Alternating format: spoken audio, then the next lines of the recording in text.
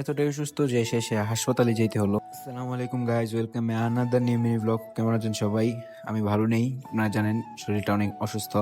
তো আজকে দেখি হাসপাতাল যাইতে হবে মনে হয়, খুবই খারাপ লাগতেছে। তারা দেখতে পাচ্ছেন দোকানে এসে পড়ছে, এখন এই মেশিনটাকে আপনার ফিটিং করবো। তো ফাইনালি এখন মেশিনটা একবারে ফিটিং করে রেখে দিলাম আর এখন হচ্ছে আপনার তেলগুলো ইয়ে করবো আর কি, এই বড় গ্যালানে ঢুকাবো, যেগুলো আমরা আলু ভাজার পরে আপনার বৃষ্টি হয়ে যায় বা মানে খারাপ হয়ে যায় আর কি, নষ্ট হয়ে যায় তেলগুলি। এগুলো এখন এটাতে রিফিল করবো আর কি। বাট বাংলাদেশের মতো না যে এক তেল দিয়ে বছর শেষ হয়ে যাবে, এরকম চলে না এখানে।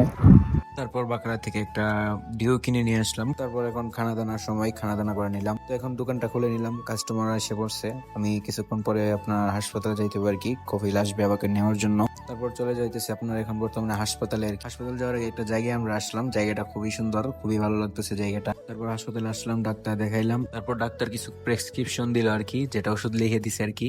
তো এটা এখন ফার্মেসি থেকে কিনতে হইব।